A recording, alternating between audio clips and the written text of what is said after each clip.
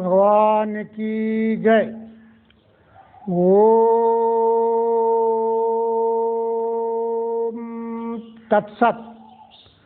लक्ष्मणराव सुतं देवं अज्ञान ब्रह्मर्दनम आनंदी परमानंदम मायानंदम वंदे जगद्गुरुम मायानंदम वंदे जगद्गुरुम मायानंदम वंदे सद्गुरुम।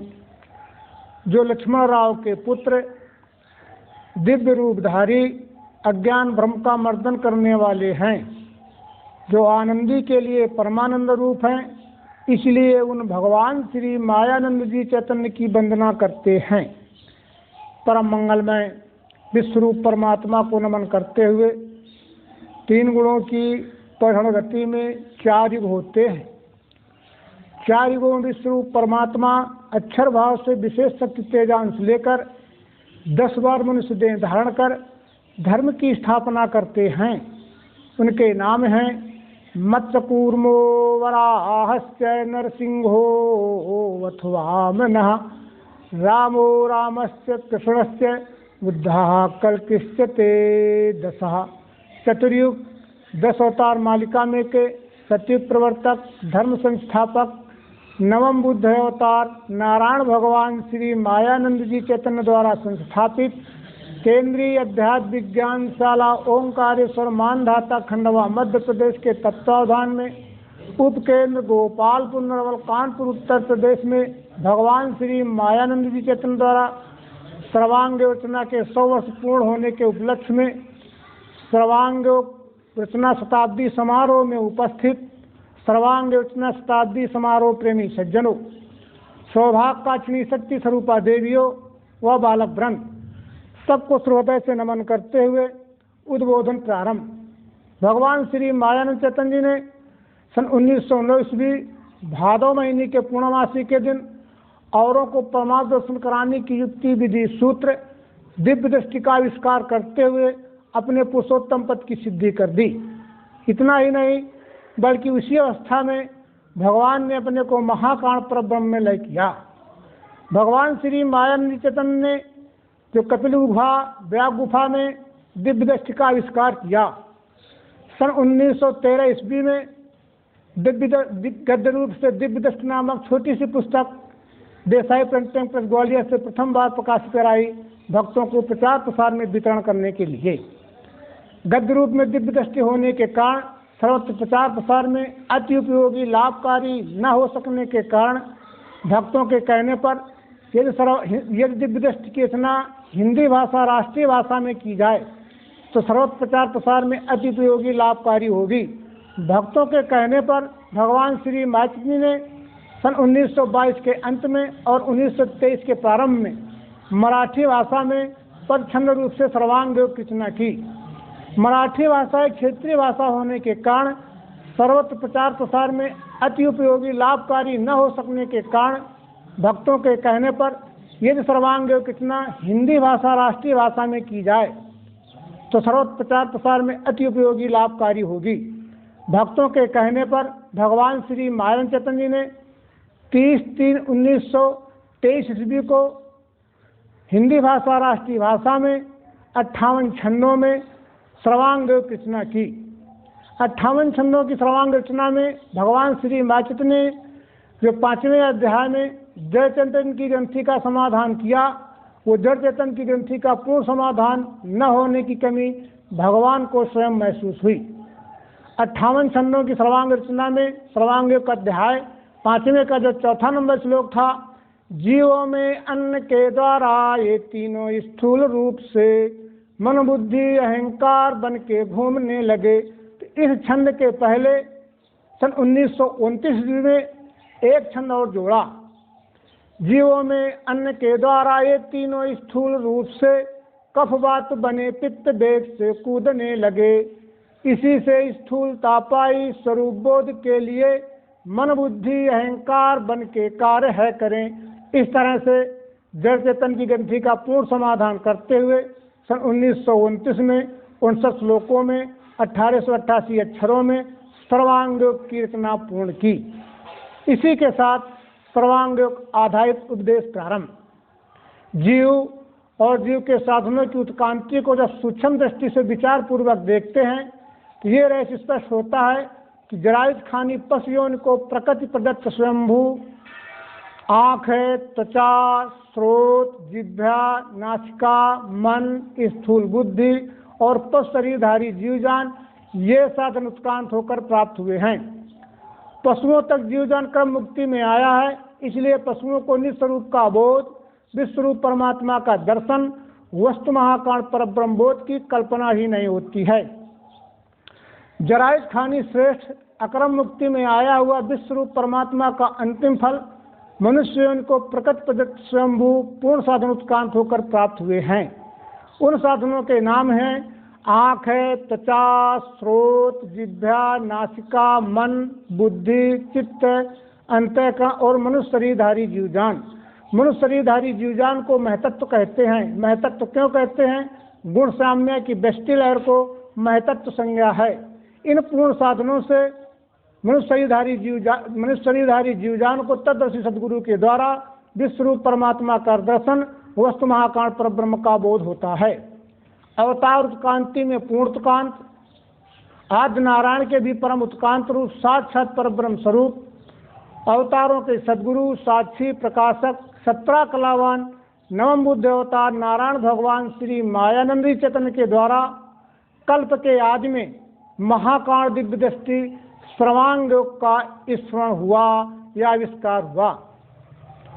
भगवान श्री मायाचैतन्य ने सर्वांग योग की रचना की और पहले ही दूसरे अध्याय में अधिष्ठान की स्थापना करते हुए यह रहस्य स्पष्ट कर दिया कि सर्वांग योग रचना स्थूल, सूक्ष्म काण और महाकाण चारों दृष्टियों से मिलकर की गई है।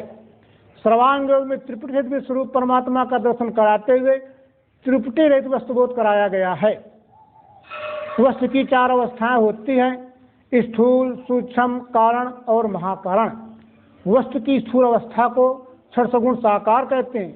वस्तु की सूक्ष्म अवस्था को अक्षर निर्गुण निराकार आत्मा कहते हैं। वस्तु की कारण अवस्था को पुरुषोत्तम परमात्मा कहते हैं। महाकाण अवस्था को वस्तु महाकाण परब्रह्म कहते हैं। वस्तु का सतज्ञान, वस्तु का सतबोध, स्थूल, सूक्ष्म, काण और महाकाण इन चारों प्रकार की ज्ञानेंद्रियों से मिलकर मनुष्य शरीरधारी जीवजान को होता है। मनुष्य शरीरधारी जीवजान को महतत्व संज्ञा है। इन चारों प्रकार की ज्ञानेंद्रियों के नाम और उनका कार्य भगवान श्री मायाचैतन्य ने सर्वांग योग में स्पष्ट किया है। स्थूल ज्ञानेंद्रियों के नाम हैं आँख है, त्वचा, स्रोत, जिह्वा, नासिका, मन। सूक्ष्म ज्ञानेंद्रिय का नाम है बुद्धि, काण ज्ञानेंद्रिय का नाम है चित्त, महाकाण ज्ञानेंद्रिय का नाम है अंतःकरण। इन सबको धारण करने वाला, प्रकाशित करने वाला, जो देखे वह कौन है, यानी मनुष्य शरीरधारी जीवजान। भगवान श्री मायाचैतन्य ने सर्वांग योग का अध्याय 4, 5वें अध्याय में स्थूल ज्ञानेंद्रिय आँख है, त्वचा, स्रोत, जिह्वा, नासिका, मन को लिया है। 6वें अध्याय में सूक्ष्म ज्ञानेंद्रिय बुद्धि को लिया है। 8वें अध्याय में काण ज्ञानेंद्रिय चित्त को लिया है और दूसरे अध्याय में महाकाण ज्ञानेंद्रिय ही यानी अंतःकरण को लिया है। इनके कार्य भी भगवान ने सर्वांग योग में ही स्पष्ट किए हैं। स्थूल ज्ञानेंद्रिय आँख, त्वचा, स्रोत, जिह्वा, नासिका, मन का कार्य देखना। अपनी आँखों से देखो, घी के साथ मिला देखो।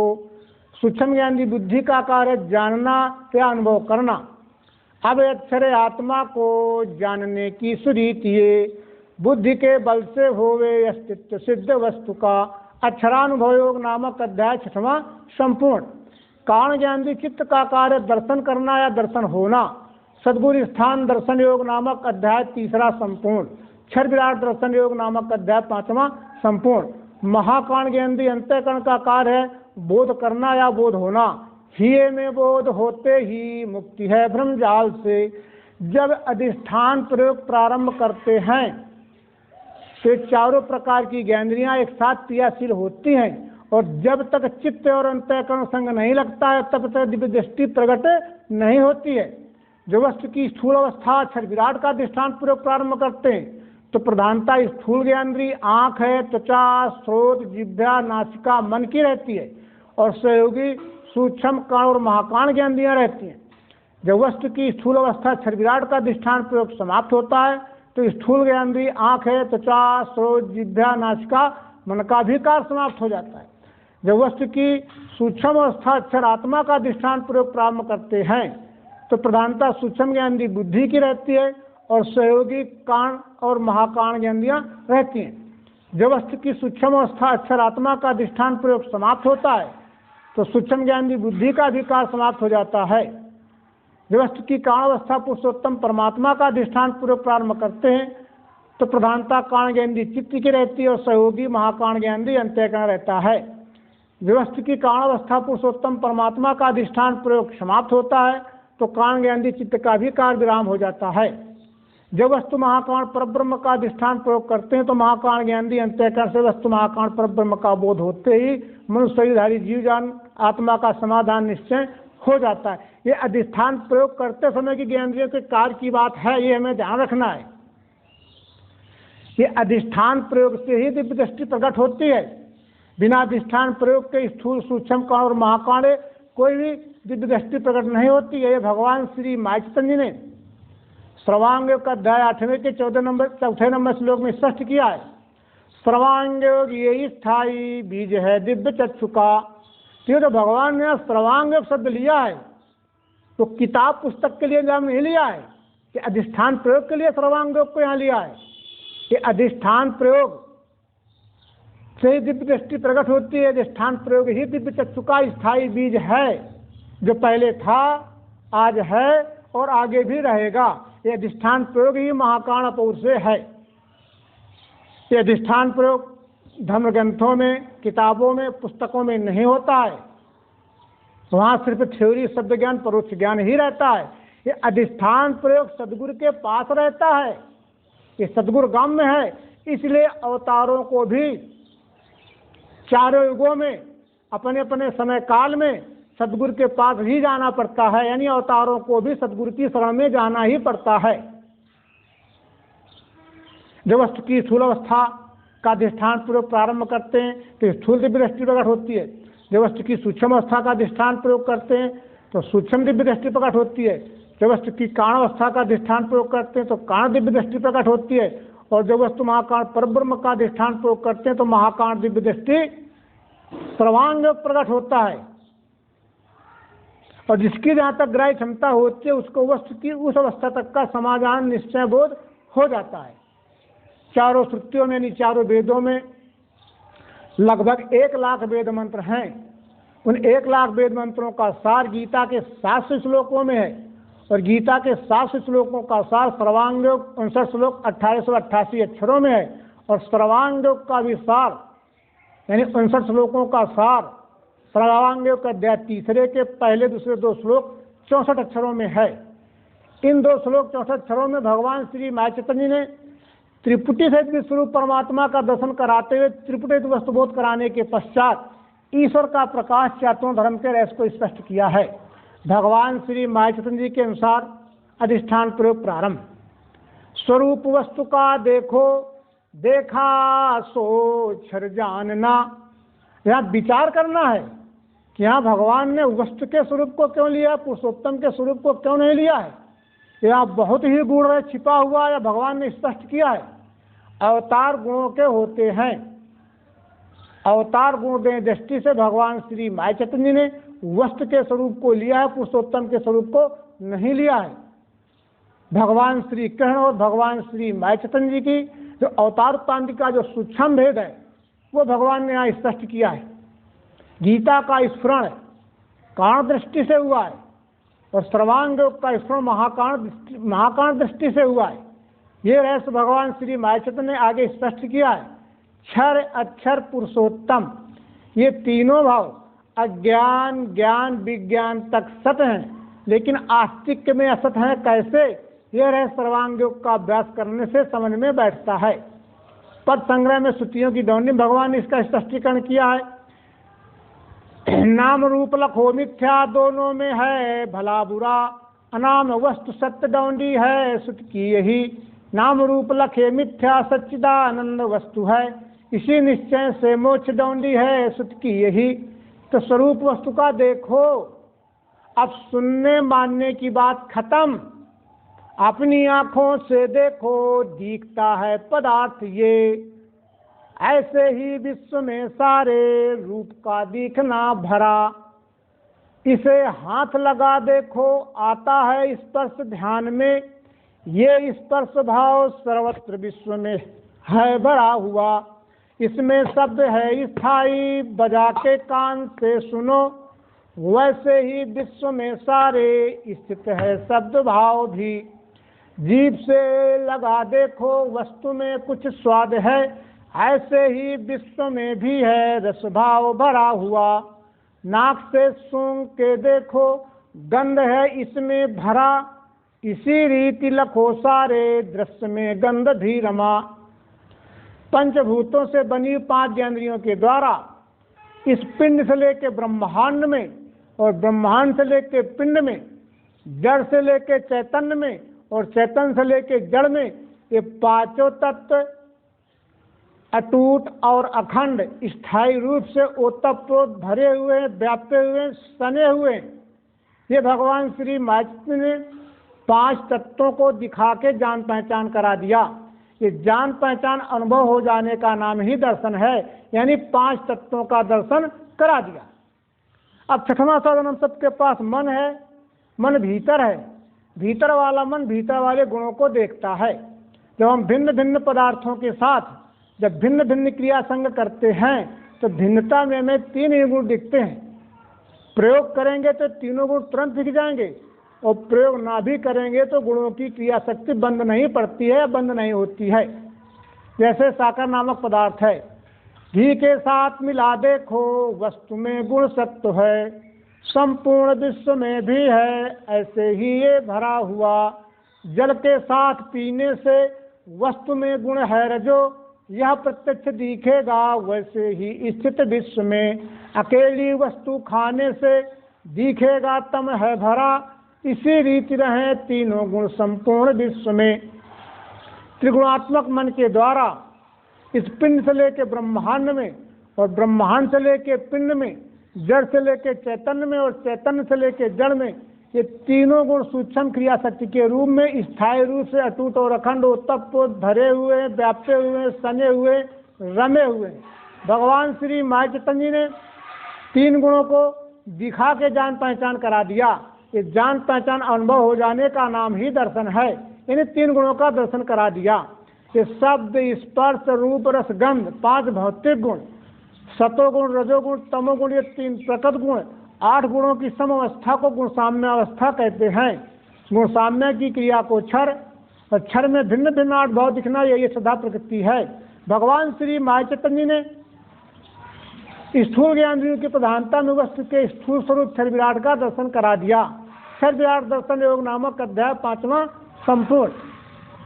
ये क्षर परिवर्तनशील है, लेकिन कितना भी परिवर्तन हो जाए, कितना भी परिवर्तन हो जाए, भरी है मध्य में इसके अक्षर ब्रह्म मिठास। वो परिवर्तन होते हुए जो अस्तित्व में प्रियत रहता है उसको अक्षर ब्रह्म मिठास, निर्गुण निराकार आत्मा, अविनाशी तत्व दसवां दरवाजा कहते हैं।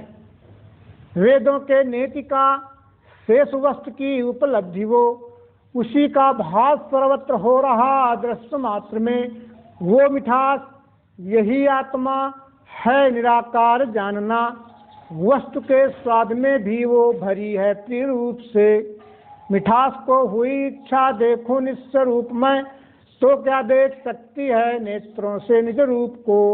होते ही वृत्ति नेत्रों से देखना निज रूप, तो दिखेगा विश्व ये सारा यही उसका स्वरूप है।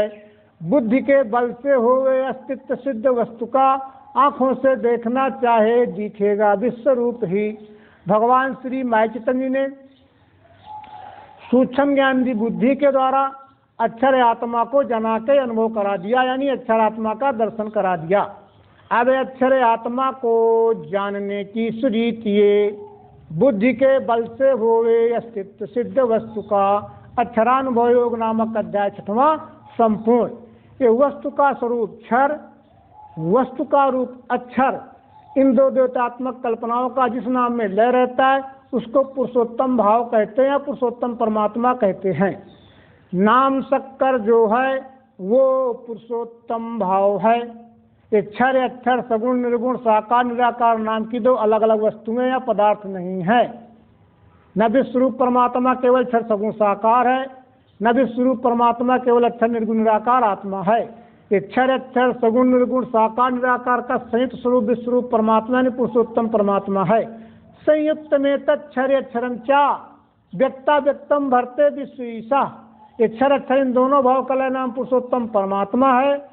ऐसा जान करके बुद्धि पुरुषोत्तम भाव में लय हो जाती है और चित्त में पुरुषोत्तम परमात्मा का दर्शन होता है। भगवान श्री मायन चैतन्य जी ने कारण ज्ञान दी चित्त के द्वारा वस्तु की कारण अवस्था पुरुषोत्तम परमात्मा का दर्शन करा दिया। नाम है उसके आगे जान के बुद्धि ही जहाँ लय को प्राप्त होती है, वही सदरूप जानना, वही है अपना रूप पुरुषोत्तम भाव से महिमा सदगुरु की ये निज बोधार्थ है कही। अष्टांक्षर साकार नहीं रूप मिठास में, ये दोनों भावना छोड़ो अकेला नाम ही रहा, वही शक्कर ये नाम पुरुषोत्तम भाव है। क्षर अक्षर दोनों की नहीं है भावना वहाँ, दृश्य साकार वो ही है निराकार भी वही, दोनों का धाम भी है वो उसको सर्व है कहा। इंद्रियों से दिखता है क्षर सो तत् है कहा, तुमसे अक्षर को जाना असनिश्चय नाम है। क्षर अक्षर इन दोनों भाव कलय नाम पुरुषोत्तम परमात्मा है। ऐसा जानकर के बुद्धि पुरुषोत्तम भाव में लय हो जाती है और चित्त में पुरुषोत्तम परमात्मा का दर्शन होता है। बुद्धि तो केवल निश्चय कराती है, इसलिए वो चित्त की सहायता के बिना निस्वरूप यानी विश्वरूप परमात्मा को देख नहीं सकती है। प्रत्यक्ष चित्त से विश्वरूप का दर्शन होता है। अक्षर के प्रकाश से चित्त कार्य करता है और चित्त न होने से बुद्धि का कार्य रुक जाता है। ये यहाँ तक है, त्रिपुटी योग तक पुरुषोत्तम योग तक कारण दृष्टि तक गीता है। ये रहस्य भगवान श्री माय चैतन्य ने श्रीमद् भगवत गीतोपनिषद पुरुषोत्तम संघ का अध्याय 15 के 16 से 19 नंबर श्लोकों में सरल हिंदी भाषा में स्पष्ट किया है। विश्व में ये पुरुष दो हैं क्षर अक्षर नाम से, क्षर कहा सब भूतों को, अक्षर कूटस्थ को कहा। पुरुषोत्तम है न्यारा उसको परमात्मा कहें, जो तीनों लोक में घुस के राखे अब्बे ईश वो। जब मैं ही हूँ परे क्षर के उत्तम अक्षर से भी हूँ, इसी से वेद शास्त्रों में पुरुषोत्तम है कहा। इस रीति जो मुझे ज्ञानी जाने हैं पुरुषोत्तम, वो सर्वज्ञ भजे मुझको भारत सर्वभाव से। तो दृश्य साकार वो ही है। ये आकार काहे का है? बतासे का है, निराकार भी वही। इसमें पीता चाट मिठास काहे की है? बतासे की। और नाम क्या है? बतासा। तो तीनों लोकों में तीनों भावों में बतासा ही तो बतासा है। कि बतासा से बतासा का आकार कहीं अलग है? कि बतासा से बतासा की पीता चाट मिठास कहीं अलग है? अरे बतासे में ही दोनों भाव लय हैं। अब विराट की ओर विचार करके देखते हैं, ये आकार काहे का है? विश्वरूप परमात्मा का। इसमें प्रीता चार मिठास आत्मा का है कि विश्वरूप परमात्मा की। और नाम क्या है? विश्वरूप परमात्मा। तो तीनों लोकों में विश्वरूप परमात्मा ही तो विश्वरूप परमात्मा है। कि विश्वरूप परमात्मा से विश्वरूप परमात्मा का आकार कहीं अलग है? कि विश्वरूप परमात्मा से विश्वरूप परमात्मा का निर्गुण निराकार आत्मा भाव अलग है? ये सगुण निर्गुण क्षर अक्षर दोनों भाव जहाँ लय रहते हैं, उस नाम को विश्वरूप परमात्मा पुरुषोत्तम परमात्मा कहते हैं। इसलिए भगवान ने कहा विश्वरूप परमात्मा एक है, अनेक है, सर्वरूप है। उसको सर्व है का ज्ञानी सर्वज्ञ है भजे। अब इस त्रिपुटी का भी जहाँ लय होता है, इस नाम का भी जहाँ लय होता है, वो वस्तु महाकारण परब्रह्म है। एक ही वस्तु में जानो, एक ही वस्तु में जानो कल्पित भाव तीन, ये निज रूप लखाने को वेदों में कल्पना किए। अवतार उत्कांति में पूर्ण उत्कांत, आदि नारायण के भी परम उत्कांत रूप, साक्षात पर ब्रह्म स्वरूप, अवतारों के सदगुरु, साक्षी, प्रकाशक, 17 कलावन नवम बुद्ध अवतार नारायण भगवान श्री मायानंद चैतन्य जी ने कल्प के आदि में वस्तु में त्रिपुटी की कल्पना करके त्रिपुटी से विश्वरूप परमात्मा का दर्शन कराने के पश्चात त्रिपुटी रहित वस्तु और महाकाण ज्ञान भी अंतःकरण से करा दिया। हिये में बोध होते ही मुक्ति है ब्रह्मजाल से। तो यहाँ विचार थोड़ा करते हैं, ये आकार काहे का है? वस्तु का। इसमें तीता चाट मिठास काहे की है? वस्तु की। नाम काहे का है? वस्तु का। और मूल में क्या है? वस्तु ही तो है। अब विचार करके देखो, ये वस्तु ही वस्तु तो है, वस्तु को ही परब्रह्म कहते हैं। ये वस्तु परब्रह्म ही चैतन्य है, तो उसका कोटान सर्वा भी चैतन्य है। भगवान श्री माया चैतन्य ने सर्वांग योग का अध्याय 2 में 3-4 नंबर श्लोक में अधिष्ठान की स्थापना करते हुए पहले ही स्पष्ट कर दिया है। जड़ चैतन्य की ग्रंथि छूटने का सुमार्ग ये, बता से अपने आगे रखना भूलना नहीं, अधिष्ठान अपने आगे रखना भूलना नहीं। फिर वह सूक्ष्म दृष्टि से देखना बोध के लिए, हिये में बोध होते ही मुक्ति है भ्रमजाल से। ही और बोध, बोध और ही, ये दोनों महाकाण वाचक हैं। इसलिए भगवान श्री माया चैतन्य ने पद संग्रह में श्रुतियों की डौनी नंबर 55 में ऐसे स्पष्ट कर दिया है, व्योमादि पंचभूतों में चैतन्य स्थिर जो रहे, वही चैतन्य परब्रह्म डौंडी है सुत की यही।